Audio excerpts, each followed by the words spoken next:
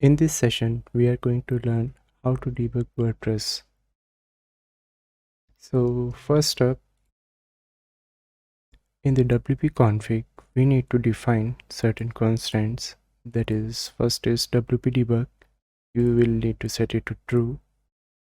Then WP debug log, set it to true.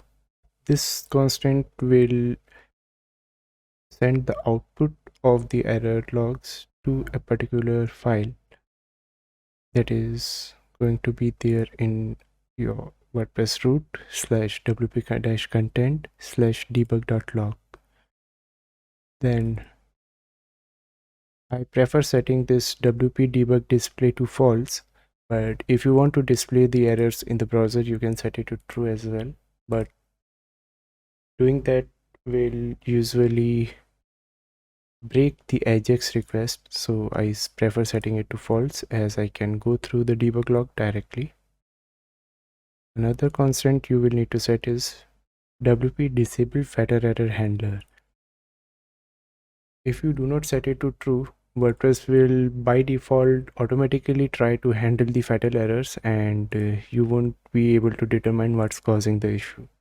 So set it to true since you are using the site locally, developing the site locally, and it is helpful that those fatal errors are not handled by WordPress but by you.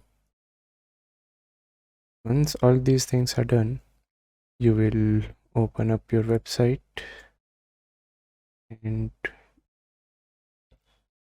I have opened this debug log here. It is empty as of now.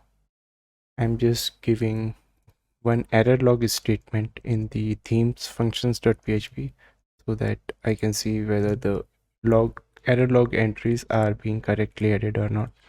As you can see, they are being added here. I do not need it as of now, so just disabling it.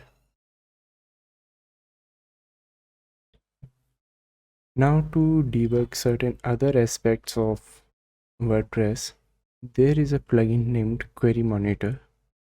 It is quite helpful in determining a lot of things for a given request that is reaching the WordPress site. So we will install it locally.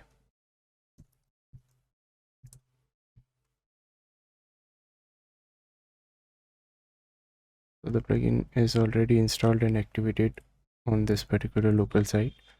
I will show you what are the things that this plugin helps you determine. And first up is queries. So whatever queries that are being executed, MySQL queries, you will get listed in the queries section. So, and even with the query, you will see how much time it took. Let's go to post page. As you can see, a lot of queries are being run. Let's go to the home page. You will see a lot more queries are being executed. So you will see how much time each query is taking and whether it was the main query or something else in the code was executing the query. Right now I am only using WordPress core, so no extra plugins are added that are executing any queries. So in the queries by component, I can only see WordPress core. But if multiple plugins are added and those plugins are executing any queries, you will see those plugins segregated by their name here and whatever queries they executed and how much time they took. Queries by caller, it is segregating the queries by the functions that actually executed the queries. This is here. Now let's check the scripts. So whatever scripts and styles that were enqueued for this particular page load are also listed here. It will help you determine if your script is enqueued properly or not. Now when we go to hooks and actions, all the hooks that were executed or loaded are here. and in sequence as well. And whatever actions, whatever these actions, whatever functions these actions executed are also listed here.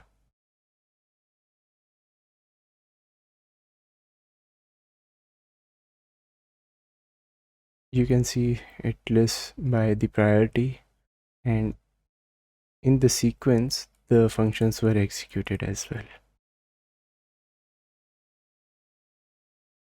This particular section is empty because our WordPress site was not making any remote API requests. But let's go to somewhere where we know that it's going to make some HTTP requests.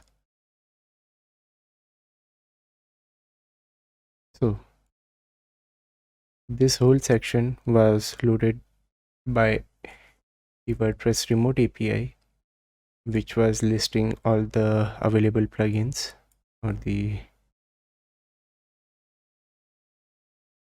latest plugins. So a GET request was sent to api.wordpress.org/plugins/info/1.2, and the whole URL is here. You can see how much time this particular request took and which line executed this remote API request as well.